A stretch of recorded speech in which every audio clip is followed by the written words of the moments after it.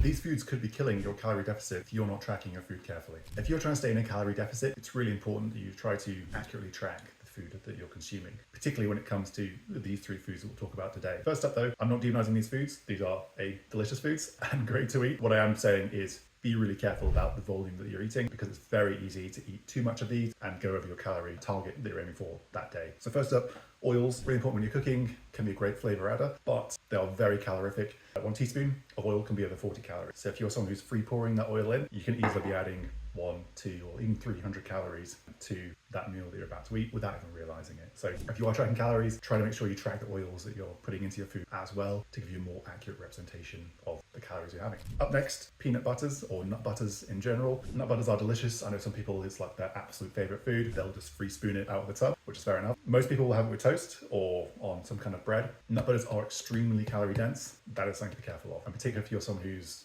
taking a big scoop out, spraying that over bread, it can be quite easy to add a fairly hefty amount of calories immediately in that spread. So, when we look at this brand here, we're looking at over 90 calories per 15 grams, which is a pretty small amount. So do be careful, do remember to track these when you're putting them on food. It's very easy to go over. They're also relatively high in sugar in some cases as well. They're pretty high in fat, moderate in protein. Nut butters are delicious, but again, be careful with calorie tracking when you're having these. Last up, avocados. Avocados are delicious, and I don't have one with me right now. It's super common to see them on brunch and breakfast menus at the moment and at home, but they are pretty high in calories. So you're looking at roughly 240 calories in a medium-sized avocado. If you're someone who's having a piece of toast, you're having some sliced avocado, maybe some other bits on there, maybe a bit of a glaze, maybe some eggs, you can easily be going over 500-600 calories with that little brunch meal. So again, if you're someone on a lower calorie deficit, do be careful when tracking how much of the avocado you're going to have in your food, just because they are pretty calorie dense. Those three foods, do be really careful of: oils, nut butters, and avocados. They are delicious, they are great.